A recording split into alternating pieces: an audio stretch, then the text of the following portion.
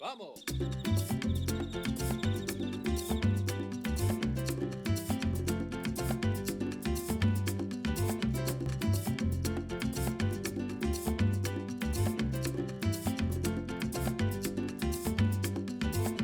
Yo te traigo esta bomba puertorriqueña.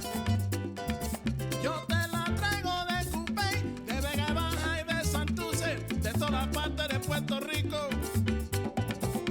Esta bomba yo la dedico a toda mi gente de Puerto Rico, a la familia Fontanet, allá en Cupey Alto y Lo Mejía en Vega Baja. ¡Que gocen! ¡Sí! Bomba, bomba, para siempre. Bomba, bomba está presente, aquí lo canta mi gente.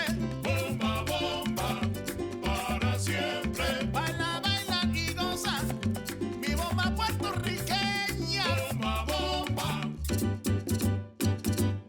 Bomba, bomba. Bomba, bomba. Bomba, bomba. Bomba, bomba, para siempre.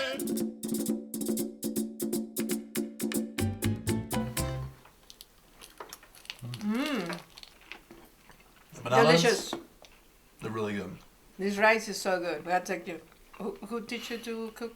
Mom? My mom, yeah. So growing up, we ate rice all the time, almost every night for dinner. Even if we're eating other culture food, sometimes my mom would make rice with spaghetti. Didn't make any sense. My dad loved it, but yeah, my mom, she would make rice all the time. White rice, arroz con habichuela, arroz con gandules. So it's a staple for sure in my household. Oh wow. Okay, I have a question for you. Mhm. Do you guys eat the burnt part of the bottom of the rice? Me and my dad do. Yeah. My mom does not. Really? So my dad is Dominican. Okay. Con So- con. They call it con con con. con. Yeah, Yes. yeah, yeah. So That's the bomb. so every time my mom would throw it away, my dad would grab it and he would put it on my plate. He was like, "You eat this," and I like it. So It's awesome. I think it's the best part of the rice, to be quite honest with you. So, Yeah. yeah. the jibarito. So I didn't even get to dig into it yet. Try it.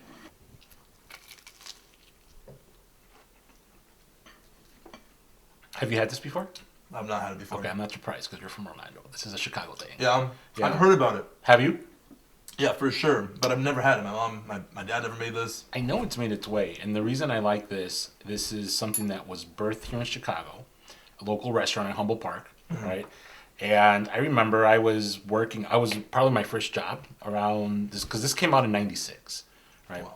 So it definitely is a Chicago dish. They can't figure out which restaurant, but I remember like once it started coming out, like it was all the rave. Everybody was talking about it because it has everything we like. Like you have rice, you have tostones, you have bistec encebollado, and somebody decided to put it all together and make it a sandwich, and it was a hit. So. It makes a lot of sense. Yeah, but to me, the beauty of it, like when we talk about Hispanic Heritage Month and we talk about things that we celebrate and people that we celebrate, even our influence on culinary dishes is a huge thing. Like, Yeah. So this is one of my favorite dishes. I'm glad you like it. That's really good to know. I remember teaching some friends about tostones, and it's translated as breadfruit.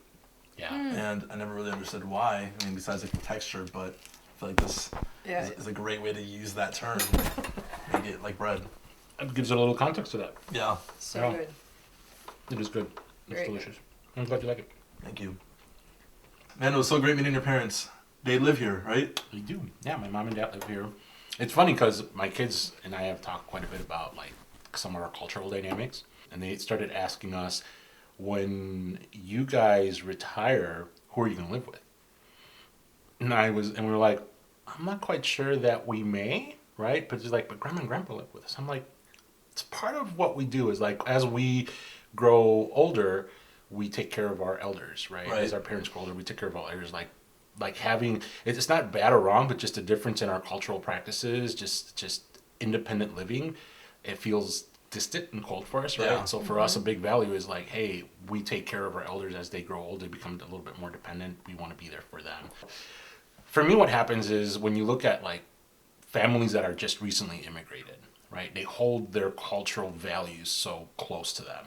I'm second generation, right? And so for me, I'm living in the space in between. But by the time that my kids get there, I'm like, there's some things that I want to hold from our culture, Right. and there's some things that I actually want to probably create some new practices around. So for us, we're just like, I think having a little bit of independence. Would be nice, right? Like, we've raised you, you're off to college, do your thing, we'll hang out with the grandkids, and then we're going to do our thing as well. So, And then we give it back to you. yeah. But I love See it you on the because, weekend. but I love it because it really isn't, it's not that one is bad or one is better than the other. It's just, it is what it is. And so, yeah, for us, it's that. Also, it's the practice of, like, our kids, when they go off to college, like, they already know, they're already saying, hey, Dad, I want to go to a university that's in Chicago because I don't necessarily want to leave home. I'm like, you don't have to leave home. But traditionally for us, for many families, it's like you leave home once you're married. Right. Right? And so we're trying to figure out what's that balance now to say, okay, yep, you don't need to leave home. And at the same time, I want to prepare you to be an adult and be independent and prepare you for life. And so what does that look like? So, but you're Puerto Rican. I am. And so you were born in Orlando. What about mom and dad? Where are they from? So I was born in New York. You were born in New York. Okay. Yeah. So Moved to Orlando. Yeah. So my dad came from Dominican Republic Okay. to Mexico, to California, then to New York. Okay. So that's how he got his journey to become a citizen. Okay. So he met my mom in New York. They dated for like 3.5 months, got married. They've been married for 35 years now. Wow. But while they were in New York, they had a bodega together. And when my mom had me, she really wanted to raise all of us in a very safe environment. They didn't feel like New York was going to be a safe environment for any of us, really. Yeah. So we came from Staten Island, New York to Orlando. I grew up most of my life in Orlando. My parents really wanted to make sure that it was a good environment for us.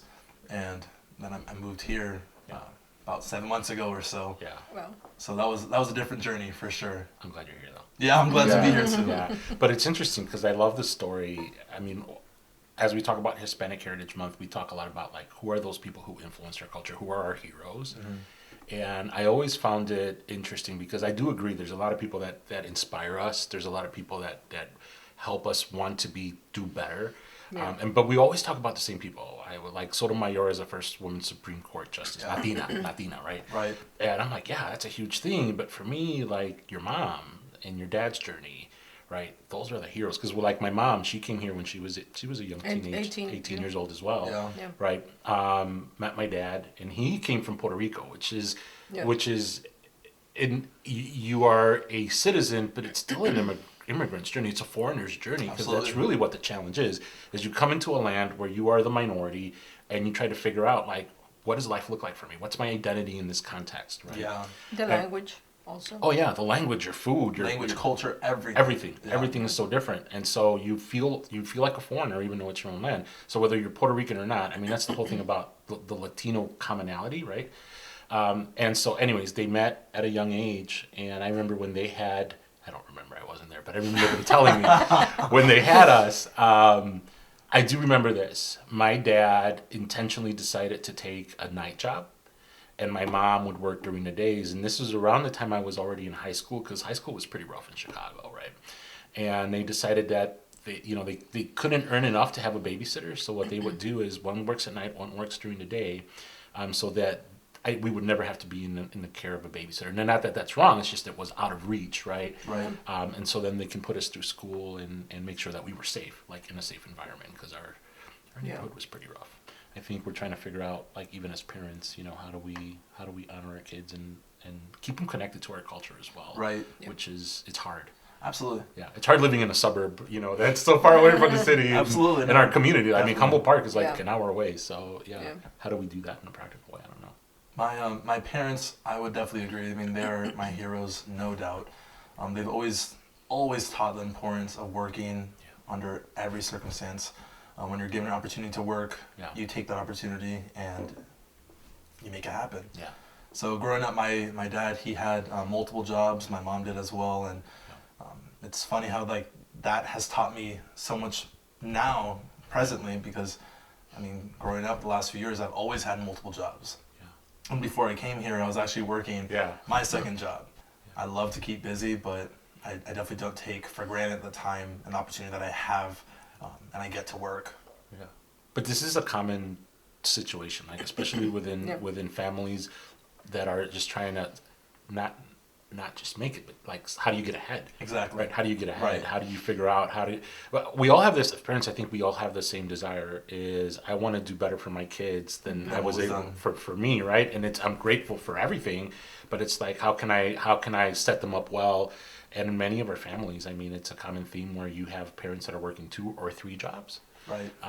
You have both parents are working Yeah. 7 days, sometimes a week with no days off. It's hard. Absolutely. It's hard, but there's a strong work ethic in there that, yeah, I mean, it makes us Latin really culture. proud. Mm-hmm.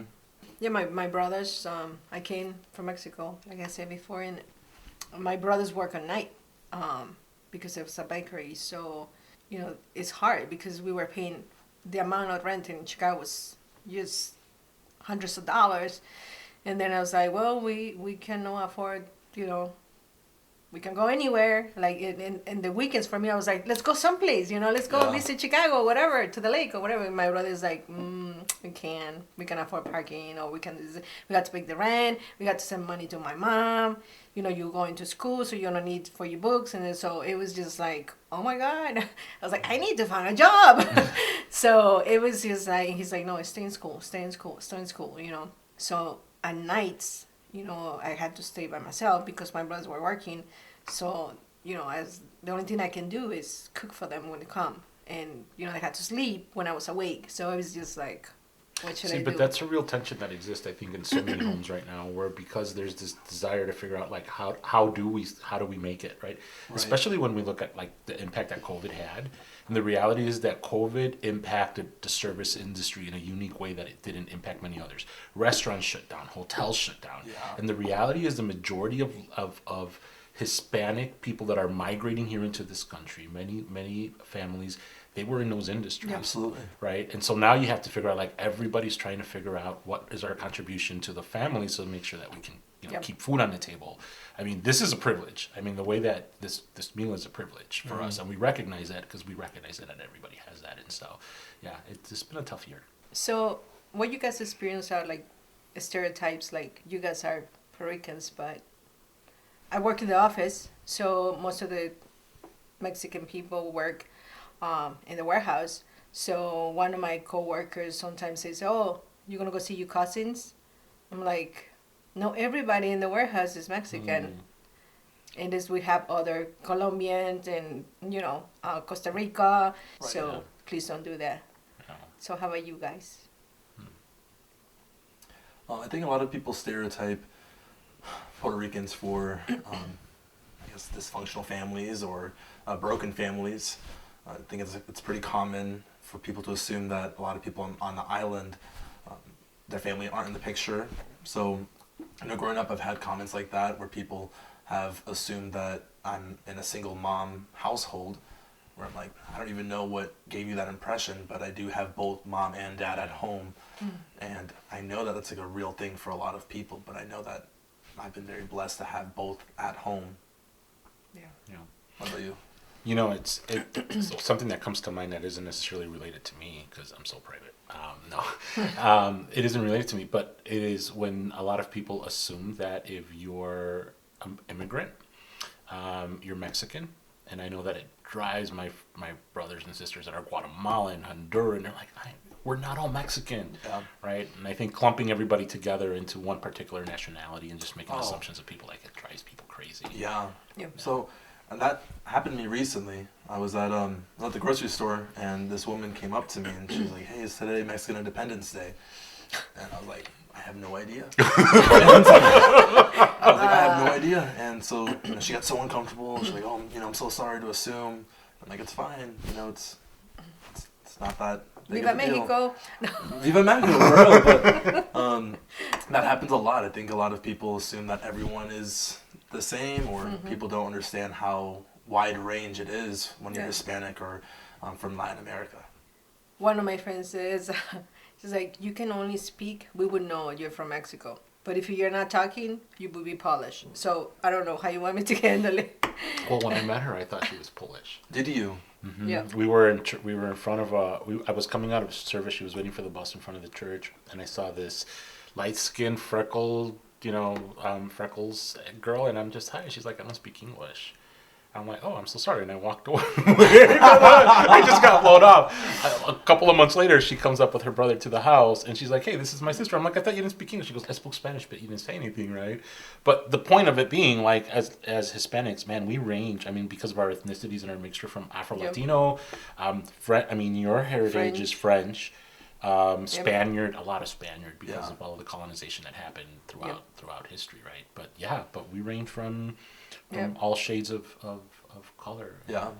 My mom, she's very fair in skin color, and I know that when she was growing up, people would assume that she didn't speak Spanish, so they would speak to each other in Spanish. And she's made a bunch of jokes because there was a couple times where somebody was speaking about her in Spanish, and she just responded in Spanish, like, oh, I understand you. Yeah. I think a lot of the assumptions also that drive maybe like our third generation is like, if you're Hispanic, you must speak Spanish, right? And my kids are intentionally learning Spanish because of that, but there's almost an element of shame, like, if I don't speak Spanish, I'm not absolutely Latino, absolutely Hispanic. Yeah. It gets tough with my girls, like sometimes we're like, we should have speak Spanish more to them. Like it comes as shame. Like some our friends come and she's like, you don't speak to them in Spanish? I'm like, well, they know English, so if you want to talk to them, they will be fine. But it's a little a shame, and I was like, talking to, my personal time with God is like, that I'm doing something wrong because I talk to them in English or whatever, and I was like, and I say, no, it's a choice. And if they want to speak Spanish, they can do it. Nobody forced me to speak the language or English, right? I choose to do it. So I don't want to, put that pressure on them. So that make me more peaceful. And I say, God speak all the languages, so we're just going to go like that. So I had to make peace with myself. That was very hard for me growing up because I'm not fluent in Spanish. I can understand it better than I can communicate it. But growing up, that was very difficult because if people who didn't speak English were in a classroom, they'd be partnered with me, and I wouldn't know how to fully translate. I would understand a little bit, but I didn't know how to communicate it properly. So that would happen a lot. And even now as an adult, that happens every now and again because I know with the color of my skin, people would assume that I fluently speak Spanish, and I don't. So I could communicate as broken as I possibly can. I could try, but it isn't. It's not fluent. And I'm always talking to you in Spanish, bro. But I understand it. That's why I respond in English. Yeah. But it's hard for me because I know, like in my mind, I know what you're saying, but I'm like, I don't know how to communicate that back. Yeah. I have to like think about it for a few before I could communicate it back. Yeah. Well, from now on, I'll continue to do it then. Please do. Yeah, that's awesome. Yeah. I love that we get this opportunity to celebrate Hispanic Heritage Month. And I know for me, personally, like, I'm celebrating that, life looks very different now than it did 15, 20, 30 years ago. And the idea of celebrating our culture it's actually recognized. And I don't think it really was, not even too many years ago. So for me, I feel very, very blessed, and I feel honored by that because my culture, like, that is who I am. So I feel like I am being celebrated in a sense. And same with my family, like, this is who we all are. So it's really amazing just to be seen and to be heard and understood in that sense. Yeah. I just learned that the celebration of Hispanic Heritage Month started with the Nixon administration. And it started with a 1-week celebration, but then Reagan made it a 1-month celebration. Wow. And so, it's fairly recent where, in fact, you just kind of, there's this time where we intentionally are trying to celebrate the people who have contributed to the fabric of who we are as a country. Absolutely. Right, in that space. And so I've actually had people ask me, like, hey, so what are ways that we can celebrate it? And it's interesting. I read an article, which I wouldn't have thought this to be a celebration, but I thought it's so good. Supporting locally owned businesses by Hispanic owners. Yeah. I'm like, that's actually a really good way of celebrating and being supportive of small businesses Amazing. in space. When you're surrounded by that, to have a month where you're actually hearing about contributions made by your culture, I think it helps our kids find their identity, but as well understand who they are in that space. So that's great. Yeah. My only wish is that it wouldn't be just 1 month. Like we would figure out how to have these conversations, whether it's Hispanic Heritage Month, AAPI, whatever our cultures that are represented in our schools and here in our nation, that we would be able to build that into the fabric throughout the year. I was at Starbucks the other day. I know Starbucks is not a small business by any means. Yeah. I was in line, I was getting my drink, and I hear Mark Anthony in the background. I don't even think anything of it. I'm just kind of like dancing and like enjoying it. I get my coffee and I sit down, and then I hear Suavemente come on. And I'm like, what's going on? Like, what? This is not normal playlist at Starbucks. So it hit me that, oh my gosh, it's actually Hispanic Heritage Month, and this is how they're celebrating our cultures by wow. putting on this music, and that's the playlist the entire month. Yeah. Wow. And I was beside myself. Yeah. Just Yeah. recognizing other, us and others. It was this countries built in not only Spanish or Latinos or, Asians, and all the nations are here, Yeah. in this land. So, and this is good to recognize every single one, Absolutely. So that is so important. Us as Latinos, we like to, celebrate by eating, by family, by Yeah. friends. We come, they say, this is tu casa. We mean Right. it, we Yeah. treat you like one of our own. Mhm. So we open our table, we open our kitchen, and Well, especially to Michael, because he can cook. Which is awesome. so celebrating us is awesome.